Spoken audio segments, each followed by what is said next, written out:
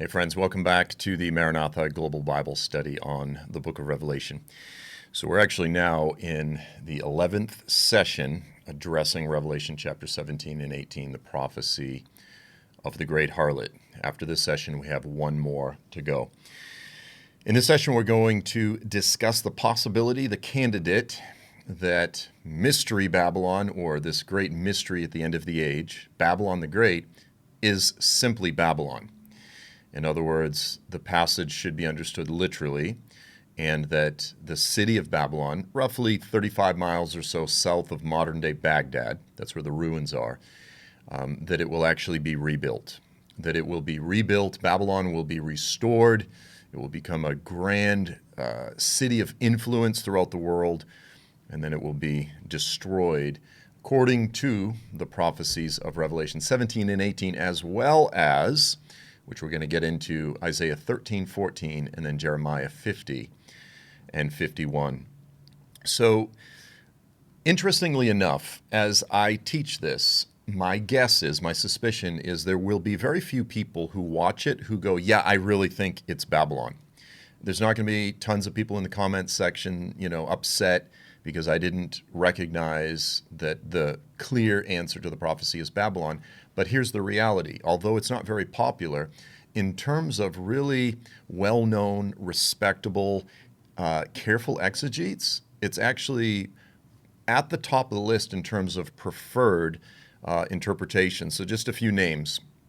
And some of you may know some of these names. Some you may not know. B.W. Newton. B.W. Newton, if you don't know who he is, he was a student of John Nelson Darby from the Plymouth Brethren movement. B.W. Newton is brilliant, okay? So you're talking mid to late 1800s. He wrote extensively on the subject of the end times, and some of it is fantastic. Very few people know who he is, but he is basically the post-trib Plymouth Brethren teacher, sort of the version of John Nelson Darby. Absolutely brilliant teacher. Then you have E.W. Bullinger. E.W. Bullinger is considered a hyper-dispensationalist. He wrote one of the books, The Gospel in the Stars. In fact, the next guy, J.A. Seiss, Joseph Augustus Seiss, also wrote a book called The Gospel in the Stars. Or I may have them both confused, but they both wrote books that address the gospel in the Mazzaroth, or the Mazzaroth. Again, late 1800s. Then you had Arthur Pink. A lot of people know Arthur Pink wrote the book Antichrist. Very popular teacher, exegete, author. Interestingly enough, at the end of his life, he actually abandoned premillennialism and became an amillennialist. So that was fascinating. Then there's a guy named G.H. Lang, and probably a lot of people don't know G.H. Lang. G.H. Lang is actually one of my all-time favorite commentators. His commentary on the book of Daniel called The Histories and Prophecies of Daniel, which has an appendix in the end on Ezekiel 38 and 39.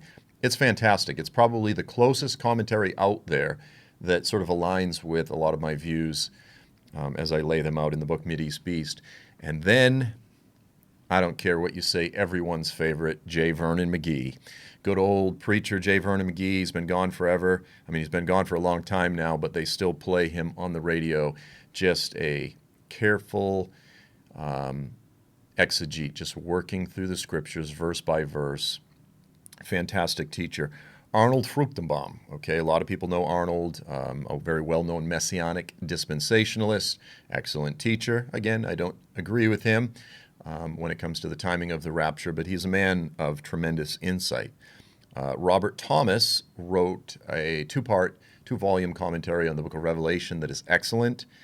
John MacArthur, there's a lot of issues that I disagree with John MacArthur concerning, but no one will argue that he is an excellent, excellent teacher, and for the most part, a very careful exegete. Charles Dyer, sort of popular dispensationalist teacher, author. Andy Woods. I don't know if I've mentioned Andy. Andy is a devout pre-trib guy, but he's a gentleman, a solid brother, and as always, a very thorough exegete.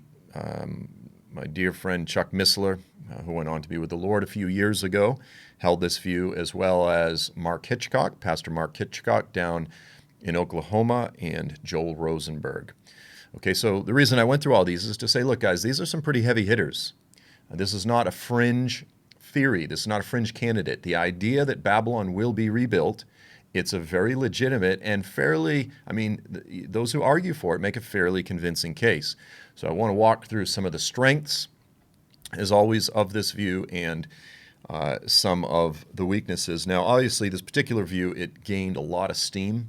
After 2003, just after the fall of Saddam Hussein, because all eyes were on Iraq and everyone said, okay, now this is it. This is sort of the series of events that will lead to the rebuilding of this ancient, magnificent city, and it's about to happen. So here's just a few quotes. Again, you probably pull out a lot. This one is from Mark Hitchcock. So in 2003, he declared, "I believe what we are seeing happening before our eyes in Iraq and in the Middle East is setting the stage for the rapid rise of Babylon."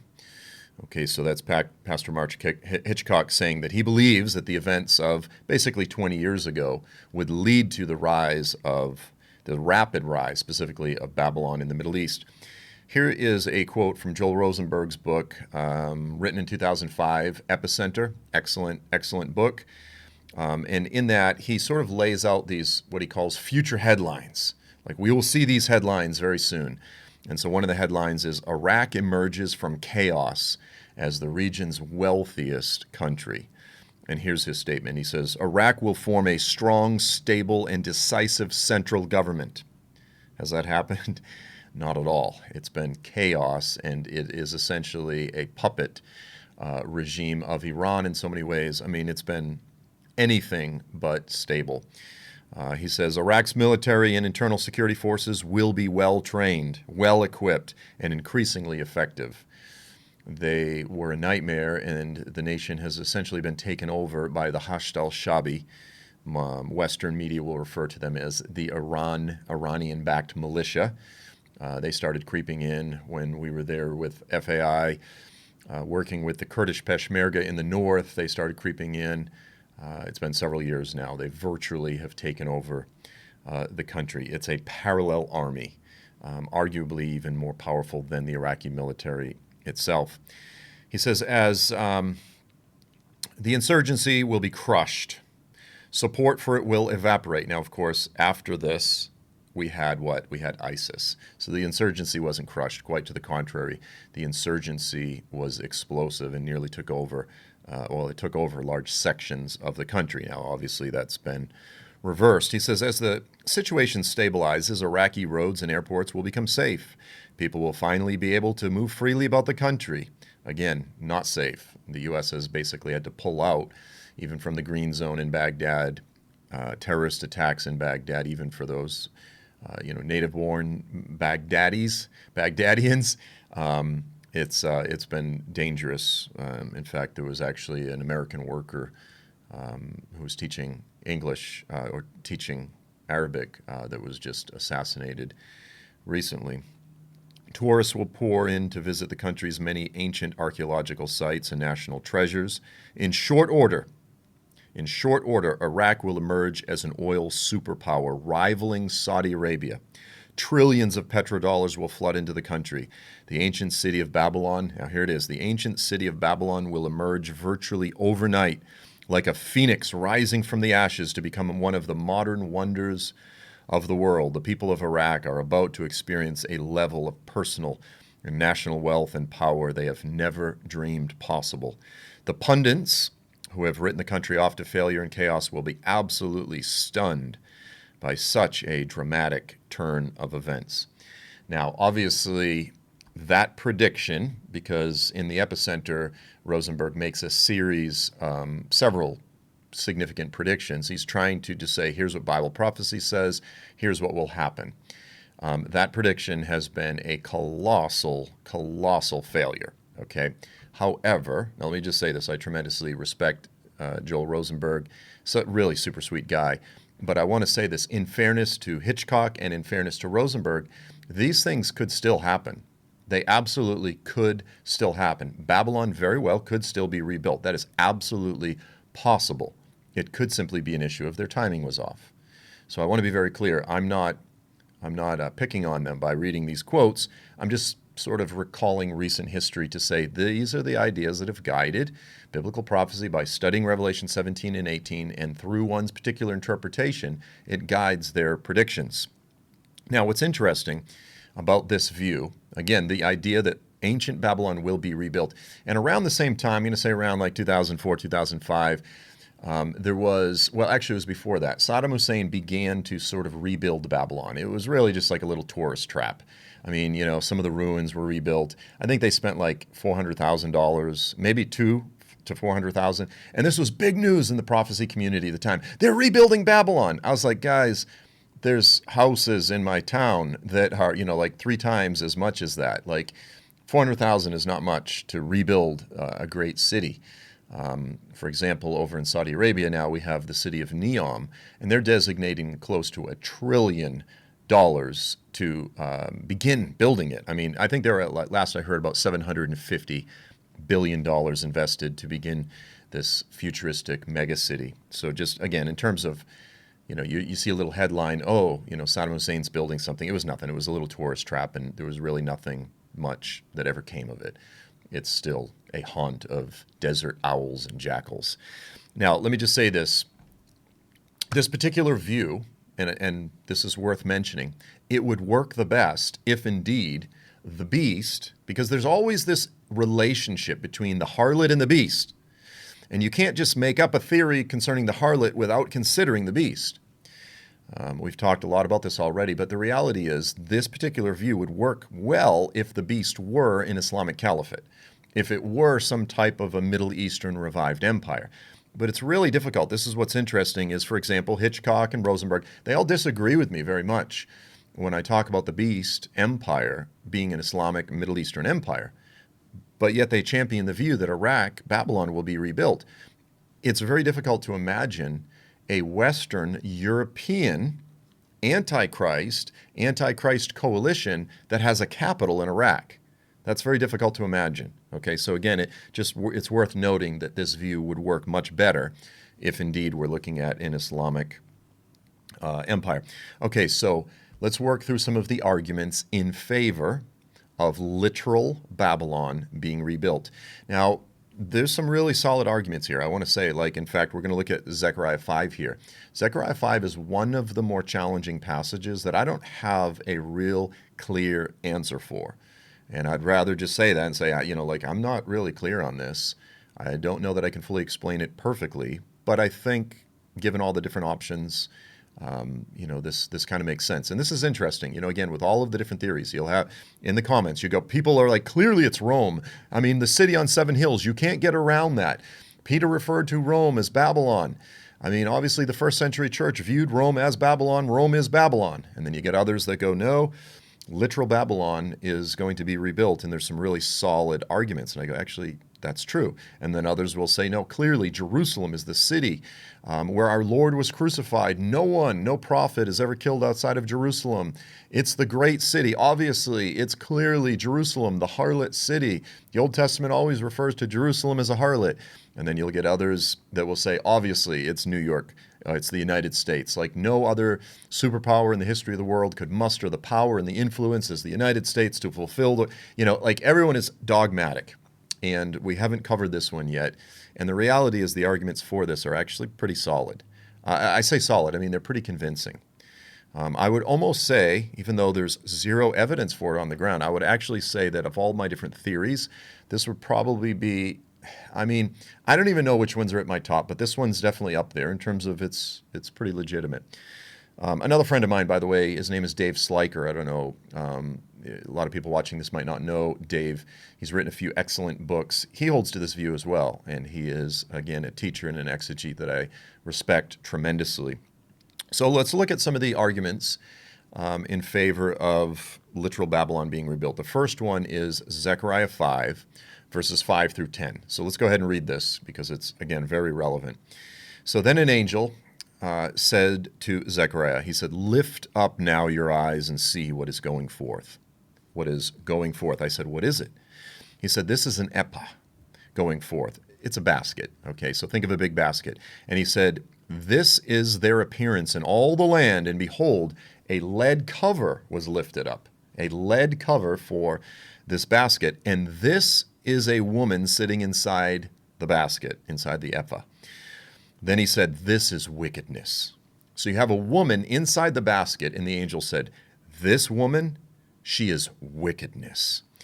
And then he threw her down in the middle of the basket, and he put the lead weight on top. Then I lifted up my eyes, and I looked, and there were two women coming out from the wind in their wings, coming out with the wind in their wings. They had wings like the wings of a stork, which is interesting because, first of all, the wings of a stork are magnificent, they're big, they're majestic, but a stork is unclean. So it's difficult to know whether or not these women are, what are they? Are they some type of angelic beings? Are they intended to represent something unclean and bad? It's a bit confusing. It says, and then they lifted up the ephah between the earth and the heavens. So they lift this basket up into the sky or up into the air. And I said to the angel who was speaking with me, where are they taking this basket? Where are they taking this woman wickedness?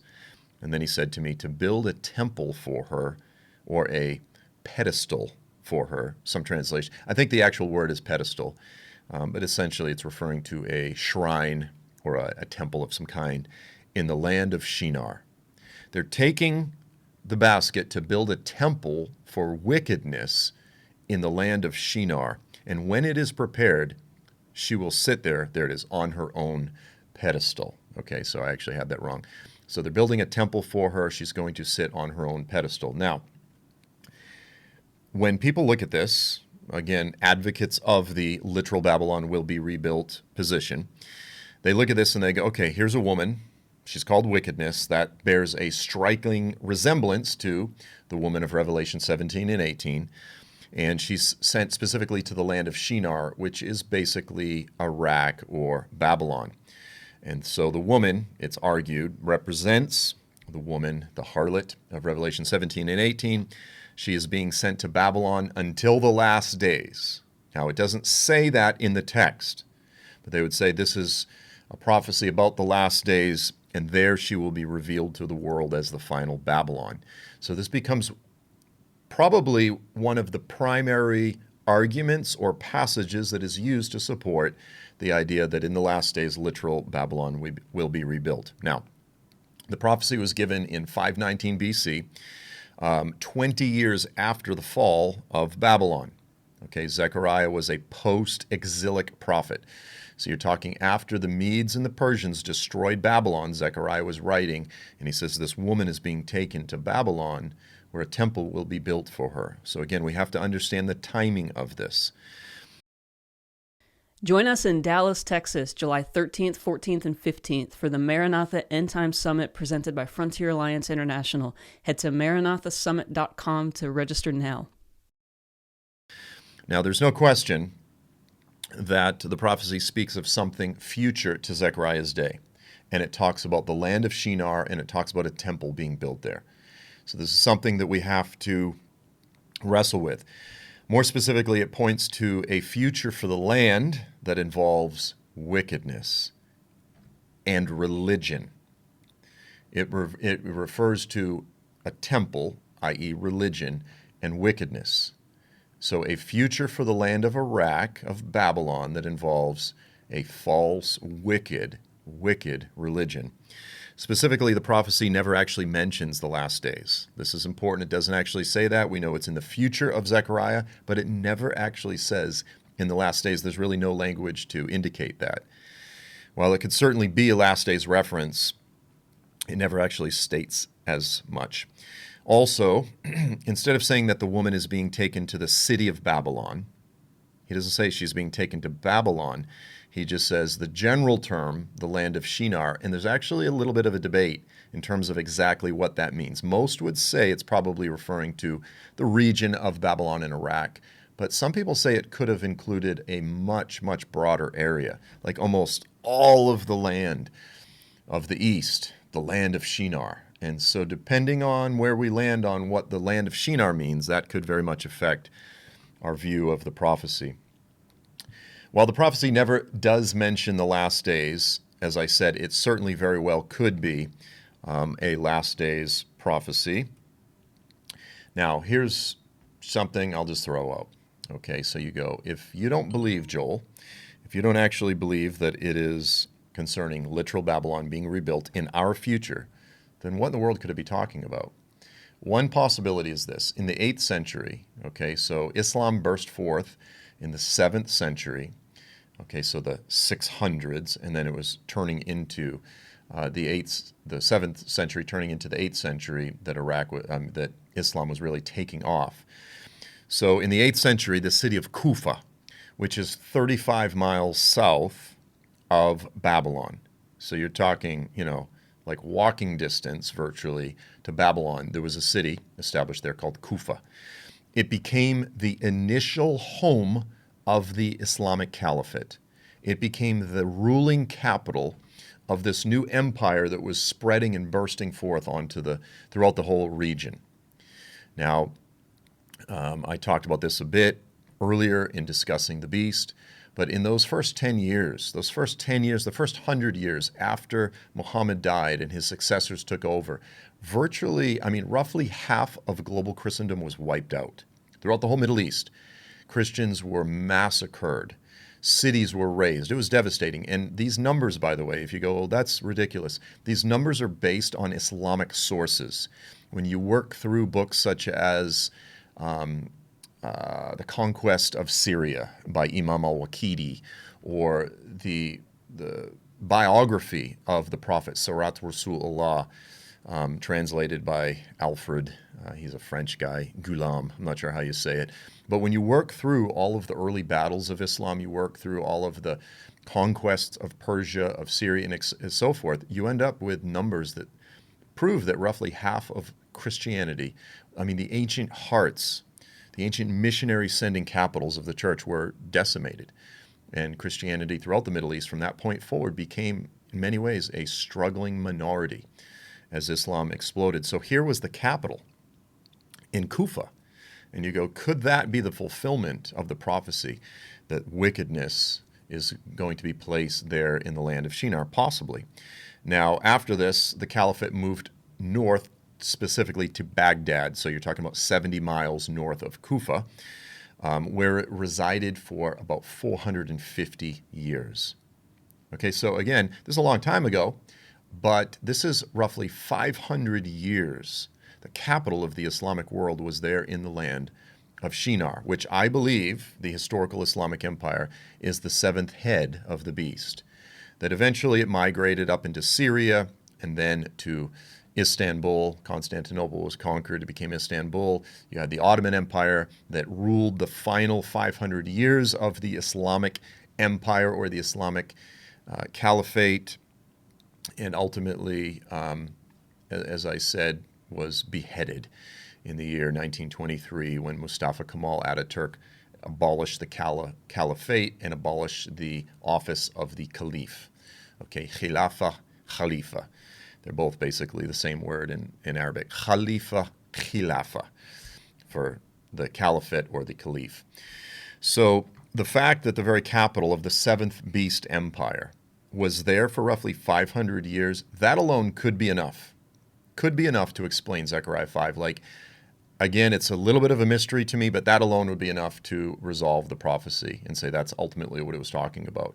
That the very beating heart of the reigning beast empire that was gutting the Christian church was there in the land of Shinar. That's not insignificant. That's not irrelevant.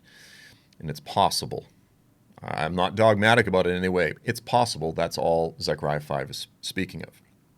Now, another very less likely possibility is that the city of Mecca, okay, so Mecca in Saudi Arabia, that is actually what the prophecy was speaking of. And if that's the case, that means the land of Shinar was much more broad. It was a very broad term that referred to all of the lands of the east from the Promised Land, and it could simply be referring to the city of Mecca. That's possible. Again, it seems kind of doubtful, but once more, we're talking about the heart, the ruling heart, if you will, of the seventh beast empire, arguably the final beast empire. It will be revived. This will be the iron-toothed beast with bronze claws, or I don't know, I think it's iron-toothed beast with bronze claws that will trample the residue, whatever the crumbs, whatever's left. that it's coming in our future. So that's a possibility. In the end, Zechariah's prophecy, while it absolutely does stir up some really challenging questions, and it does lend some legitimate credence to the possibility that Babylon itself will really be rebuilt, it's just not enough of a solid foundation to build a particular doctrine on, to say, I absolutely believe wholeheartedly that Babylon will be rebuilt because of Zechariah 5. I go, it lends weight to it, but it's not enough to convince me. Let's put it that way. I'm just sharing my own personal opinion. To me, it's not convincing enough. Now, the second major argument that our brothers who hold this view would claim is they would say, well, look, and this is where we're kind of stepping outside of Revelation a bit, but we need to talk about these things because it's incredibly relevant.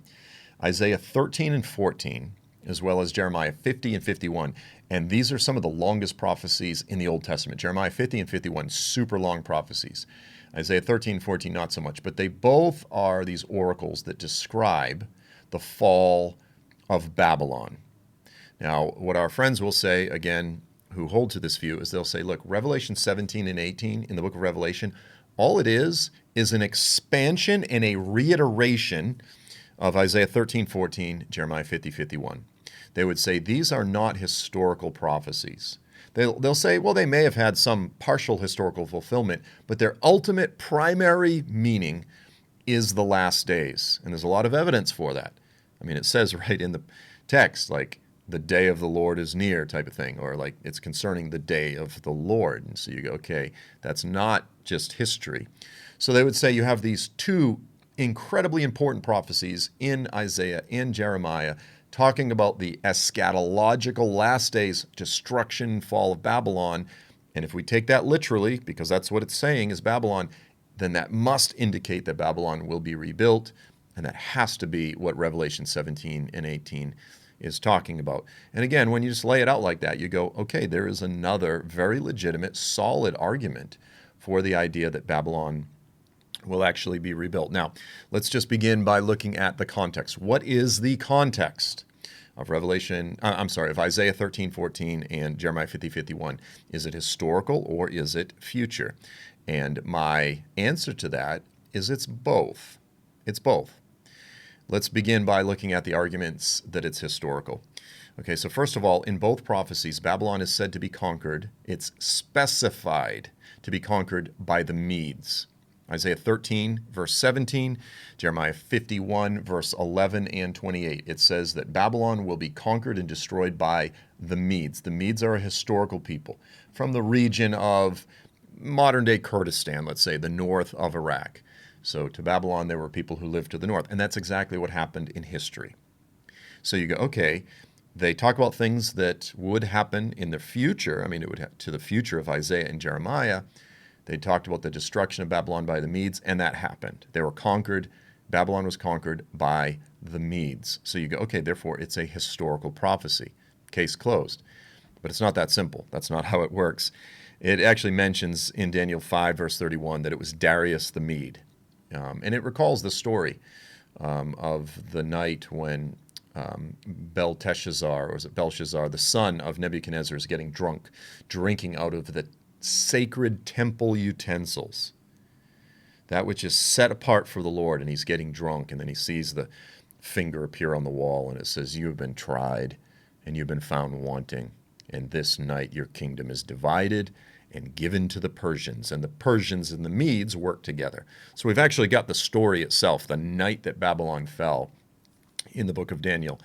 It's pretty cool. Now, so that's one of the reasons to say that it's historical, because it was, as most prophecies, most oracles back then were, they were concerning the relative near future of the prophets. But there's other very solid reasons to argue that they're eschatological. As I said, Isaiah 13, verse 6 refers to the day of the Lord. Now, sometimes the phrase day of the Lord is used to refer to a historical judgment event, a profound historical judgment event that the Lord wages or levels against various kingdoms. You've got examples of this, for example, in Amos 5, verse 18 and 20, Ezekiel 13, verse 5, chapter 30, verse 3.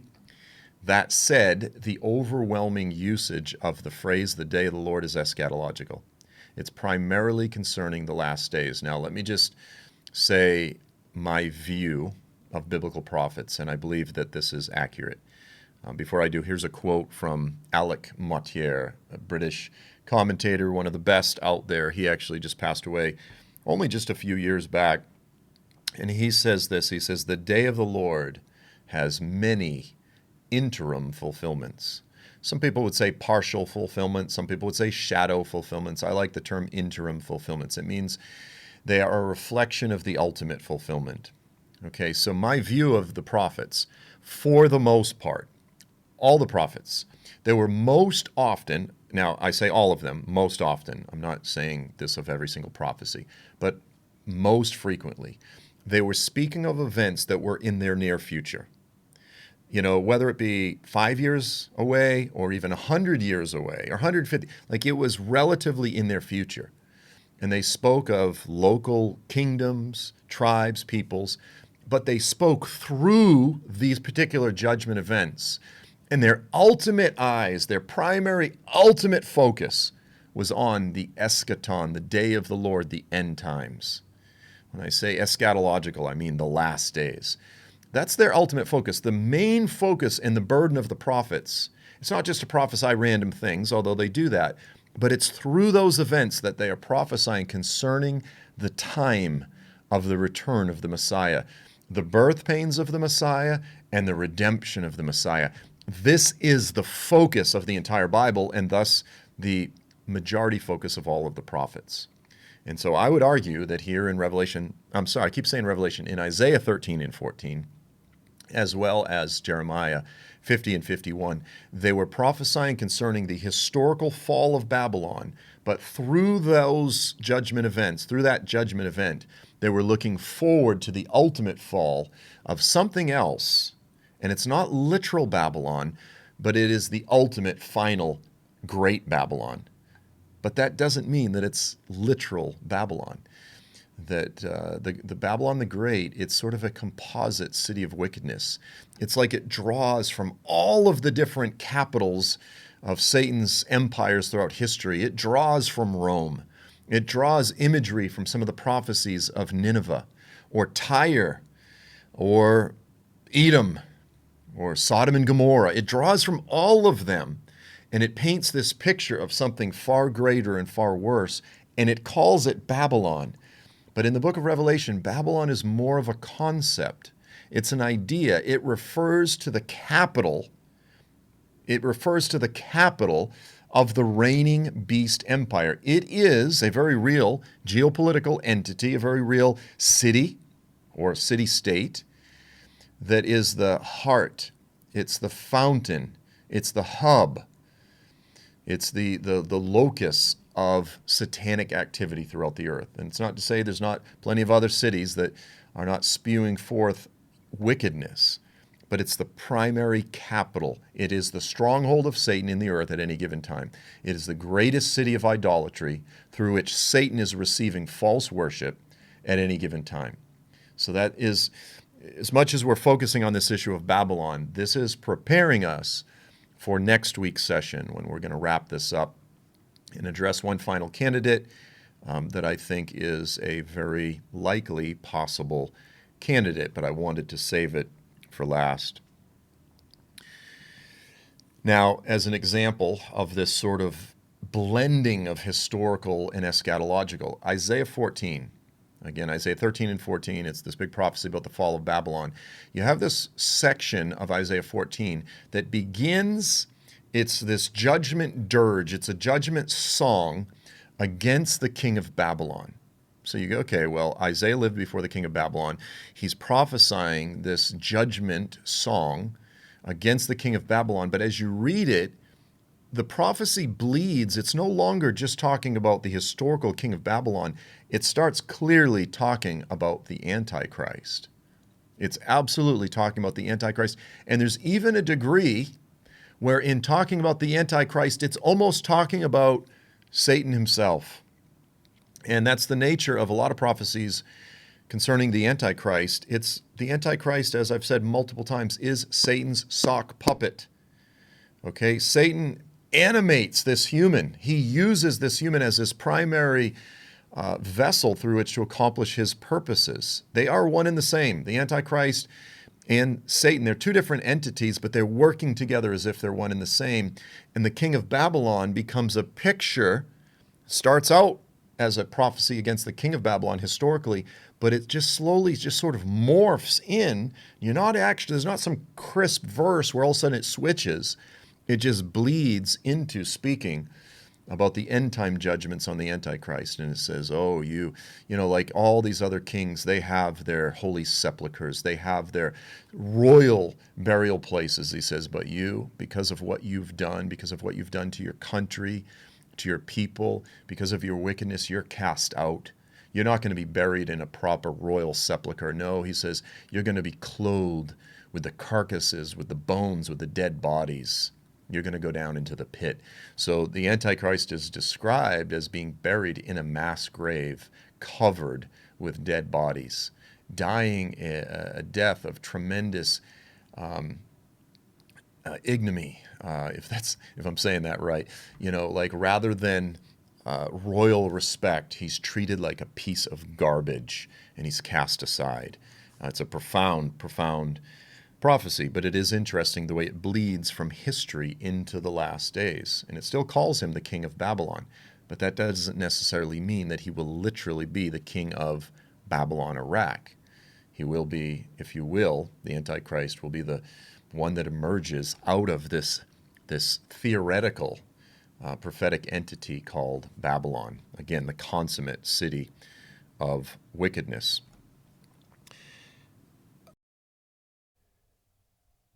Hey guys, I want to remind you about our $5 a month giving campaign. If you want to have an impact on the unreached and unengaged of the world, if you want to see the gospel go forth into the 1040 window, it's as simple as giving $5 a month.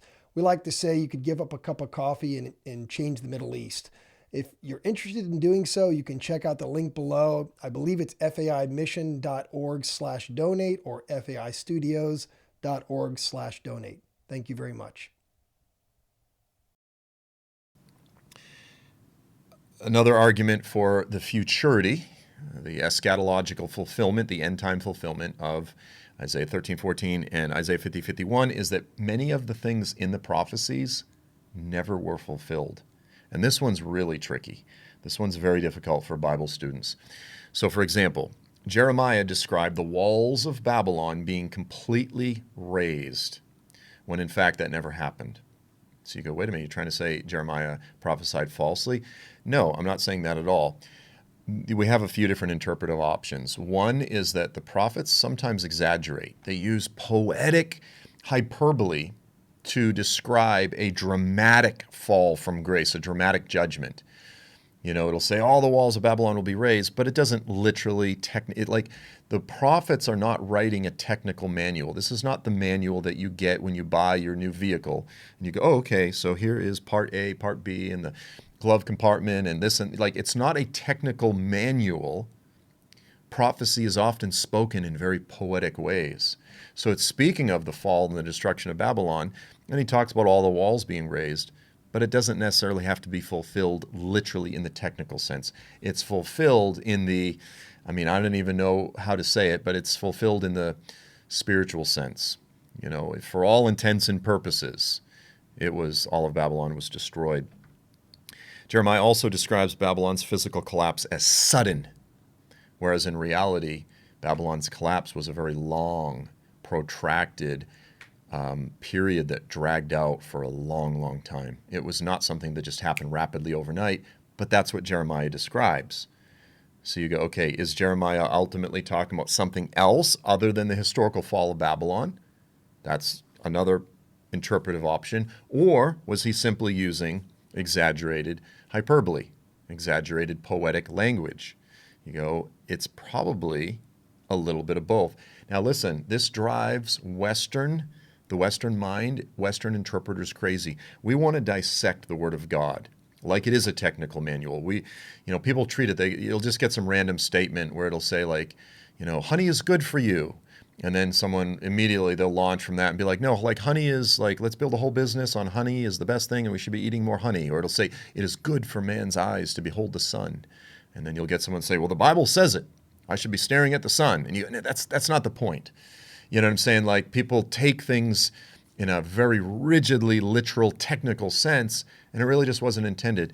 The Bible, and oftentimes we want, verse 3 here to cut off talking about the historical king of Babylon, and then verse 4 it picks up and starts speaking but in fact, rather than having this clean break, it just kind of bleeds from one end to the other. And again, this drives Westerners crazy. We don't like sort of this more fluid Middle Eastern, ancient Near Eastern mentality. Jeremiah also describes Babylon as being, now this is critical, uninhabited forever. Babylon has not been uninhabited forever. It was repatriated. I mean, you had Jewish communities that lived there during the first century. That's where the Babylonian Talmud came from. Like a lot of people lived there. It was not abandoned forever. Let's talk about the walls of Babylon, because they're really fascinating. They were so massive at one time, they were considered one of the major wonders of the world.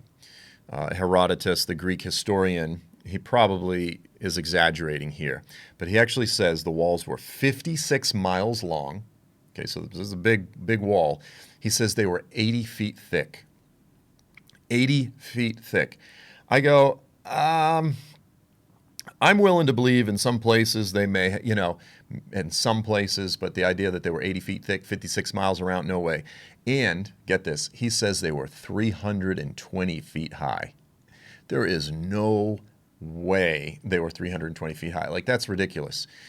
So probably exaggerated, but the point is these were enough to capture the attention of the ancient world, and the idea that they were all sort of raised overnight, it just simply didn't happen. They have since then obviously decayed and fallen apart, but as I said, this was something that unfolded over a long time. Jeremiah 51 verse 58 says they would be completely razed, completely razed. The prophecy also says that her high gates will be set on fire. Jeremiah 51 verse 8 says that Babylon would be destroyed suddenly. Again, things that just didn't happen. Babylon actually did fall, but her walls were not razed. Her gates were not burnt. In fact, we have some of her gates still on display, museums. And her fall unfolded through a long and protracted demise. So this becomes a challenge because you go, okay, is it historical? Is it future? Which is it? Instead of smashing the Great Walls, history tells us that Darius the Mede, the Persians and the Medes, they blocked up the Euphrates and Tigris rivers and they came under the walls. Rather than just destroy them, they snuck in and they conquered Babylon. That's how they did it. They crept under the walls through the Euphrates River. Now, considering the stark contrast between what the prophet described and what actually happened, as I said, we have a few interpretive choices. One is to say, well, he was just using flamboyant, exaggerated hyperbole, poetry, and I'm willing to say to a degree that's what he was doing. And then others would say, no, these must be yet unfulfilled. They will be fulfilled literally in the future. Now, here's the problem with this. If that's the case, and if we demand that it be taken literally, then we must expect Babylon to be rebuilt with massive walls, with massive gates. And the problem is today, most modern cities they're not surrounded by massive walls. That's very anachronistic. It's like out of keeping with the way cities are built anymore. They don't have massive gates. Back then the gates would open, you would come in. Like today you just drive in the highway into any major city. Now here is what is interesting, which we'll talk about a bit next week, is that Saudi Arabia is building Neom, this massive megacity up in the Tabuk province of Saudi Arabia, and they're building a city that they call the Line. It's like 250 kilometers. I mean, it's like it might even be 200 miles or so, like this long city. And I should have all the statistics in front of me, but the entire thing is going to be a single building, a horizontal building, and it will, for all intents and purposes, it will be a walled city. So it's interesting that that will be being built. It's in the process. I was there last October, and I say being built. The groundwork is being laid. It's still very early, but it's interesting. For the most part, cities don't have massive walls, so that does become a problem. If we demand that this is taken literally, we must demand that the language of shattered walls, burnt gates, is understood in a very literal sense. Again, we have to carry that through to the last days. As I said, that becomes a challenge. Consider another detail that demonstrates this difficulty. Referring to Babylon's destruction, Jeremiah 51, verse 42 says this: "The sea has come up over Babylon. She has been engulfed with its tumultuous waters." Now, ancient Babylon was up, on the Euphrates, Tigris River, but it's like hundreds of miles away from the sea. Babylon was not engulfed by the waves of the ocean. Just wasn't. So again, was Jeremiah using poetic exaggeration to describe the dramatic collapse of Babylon? Or is this something that's ultimately speaking of the last days? And I think there's room to say it's a bit of both. But again, it doesn't mean that it literally has to be literal Babylon, that it's speaking of the historical judgment on literal Babylon, and it's speaking of the eschatological fulfillment of mystery Babylon. Okay, and that doesn't fit into the neat, clean categories that we would like, but that's pretty much our really only legitimate interpretive options. The hyper-literalist interpreter, who refuses to admit that there's some hyperbole in this type of thing, they must claim that the latter days Babylon will be specifically flooded by the sea. Literal Babylon is nearly 300 miles inland. Okay, so it wasn't flooded by the sea. It's 300 miles from the Persian Gulf, and the Euphrates River is not a sea. You could say, well, Jeremiah was just describing the Euphrates and, this type of thing. But again, to say it was engulfed in waves, engulfed in the sea, it's an exaggeration. So I would personally say that this portion of the prophecy is using somewhat exaggerated language to describe the fall of Babylon historically, but it's speaking ultimately of the fall of Mystery Babylon, which I do believe will actually be more of a city close to the ocean, close to the water. The most reasonable approach is to say that although Jeremiah was primarily speaking of the historical fall of Babylon, he was speaking through those events as he was prophesying the ultimate eschatological fall of Babylon. So as I said, the best approach here is to say that it's both historical and eschatological. It's not one or the other. Let's not fight about one or the other. It's both. It speaks of an interim, partial shadow fulfillment, prophetic fulfillment, but it's ultimately pointing to the last days. Now, let me just say this before I move on. If we demand, we go, no, I take the Bible literally, Babylon will be rebuilt. You have other prophecies that speak of the eschatological end-time judgments on Moab, Edom, on Ammon, on Amalek. None of them exist anymore.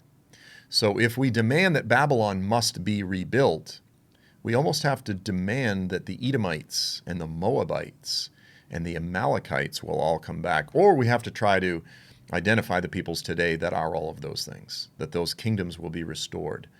And, that becomes very difficult. In my book, Mideast Beast, what I argue for is that the prophets use the names of peoples that they recognized in their day, and they're speaking to regions. They're speaking to tribes, peoples, parts of the world.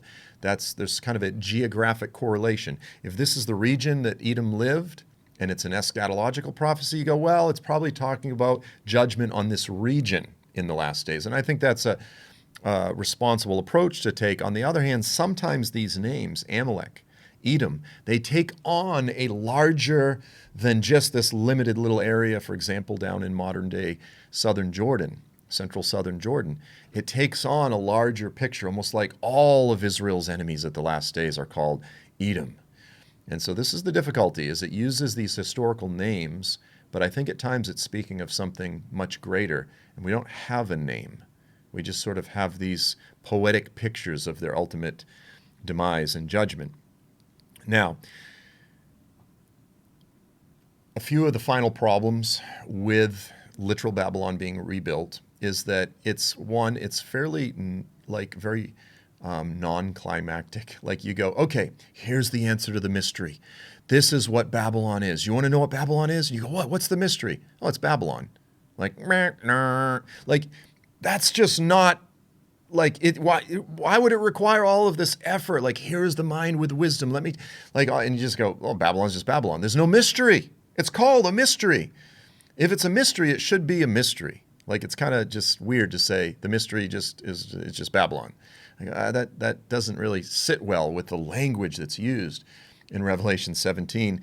And then finally, the other problem is just ground reality. There's no city being built. There's no plans for it to be rebuilt. And so, yeah, it could be rebuilt in the future. You know, maybe in 5 years they'll announce, hey, we're going to rebuild. And Iraq is a mess right now. So, like, this is way off, in which case the return of Jesus, you go, like, it could be another 50 or 100 years off. And that's possible. That is possible. I personally don't believe that. I don't believe we have that much longer. I don't believe we have 50 years. And, maybe I guess I won't live 50 years. You should always predict just beyond when you'll probably die. But the point is, I'll turn 51 here in a couple weeks. So let's say I've got another, maximum 35 years. I'll be shocked if I live that long, if Jesus doesn't return within a 35-year window. I absolutely will be really surprised. I can't imagine that mankind can continue going at the way and the pace, the rate they're going with technologies and digital magic and just so many different things. The legalization and the normalization of hallucinogens and shamanism and witchcraft and the fall. Like, there's just so many reasons why I personally don't believe we have that much longer, apart even from just biblical prophecy, just looking at the trending of humanity. I think he's going to return before then. So that becomes another problem. Now, let me just wrap this up by saying this. I believe that what Isaiah 13 and 14, Jeremiah 50 and 51 is speaking of is the ultimate last days fall of Babylon, which is what I've already said. It is the composite city of wickedness. Revelation 17 and 18 is speaking of a very real, literal city.